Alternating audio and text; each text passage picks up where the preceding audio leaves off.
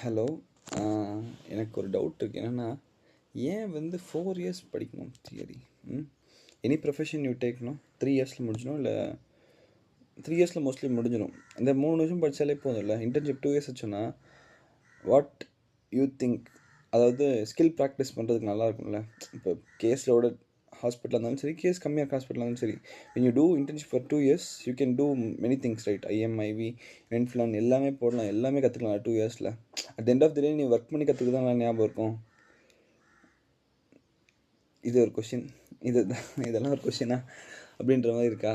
அதாவது 4 இயர்ஸ் ஏன் இருக்குது எம்பிபிஎஸ் அப்படின்னா, தியரி வந்து அவ்வளோ முக்கியங்க. ஓகேவா?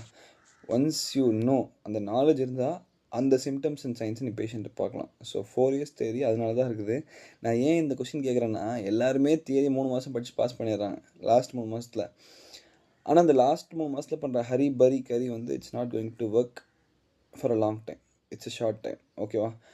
அது வந்து ஒரு இன்ஸ்டன்ட் கிராட்டிஃபிகேஷனுக்காகவும் ஈஸியாக பாஸ்க்காகவும் தான் இருக்குது. ஸோ அதே தான், நான் வந்து ஃபுல்லாக படி, நல்லா படி, ரொம்ப ஸ்ட்ரெஸ் ஆகு, ஹார்ட் ஒர்க் பண்ணுன்னு சொல்ல மாட்டேன். கன்சிஸ்டண்ட்டாக இரு, ஸ்மார்ட் ஒர்க் பண்ணு, கொஞ்சம் படித்தா போதும், பட் டெய்லி. ஓகேவா? லாஸ்ட் 3 மந்த்ஸில் படித்து எல்லோரும் பாஸ் பண்ணிடலாம். ஓகேவா? எல்லா சீனியரும் அதான் சொல்லுவாங்க, எம்பிபிஎஸ் வந்து லாஸ்ட் 3 மந்த்ஸில் படிக்கலாம், 2 மந்த்ஸில் படிக்கலாம்னு சொல்லிட்டு. But I always have a different opinion on it. And எல்லா விஷயத்துலையுமே I have a different opinion.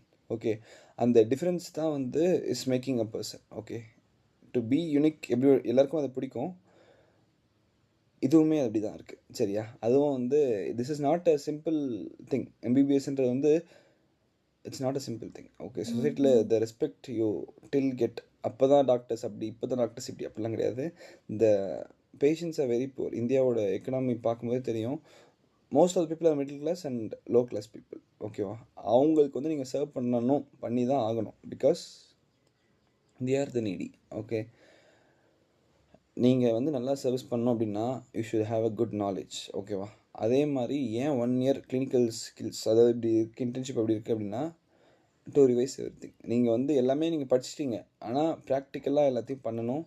நீங்கள் தப்பு பண்ணுவீங்க, அந்த தப்பை வந்து பிஜிஸ்கிட்டையோ சீனியர்ஸ்கிட்டையோ கரெக்ட் பண்ணணும். அதுக்கப்புறம் you can do your own practice. அதனால தான் 1 இயர் இருக்குது இன்டர்ன்ஷிப்பில். இந்த இன்டர்ன்ஷிப்பில் வந்து படிக்கிறது வேணாம். அதாவது நான் என்ன சொல்கிறேன்னா, ஃபஸ்ட்டு 4 இயர்ஸில் படிக்காத இன்டர்ன்ஷிப்பில் படித்து ஃபஸ்ட் டைம் கிராக் பண்ணுன்றதுலாம் வந்து it's good, obviously cracking the entrance exams, but without knowing a skill, question mark. இப்போ வீட்டுக்கே போகிறீங்க, ஏதாவது ஒன்று யாருக்காச்சும் என்ன பண்ணுவீங்க? நீட் எக்ஸாம் படிக்கணும்னு சொல்லுவீங்களா?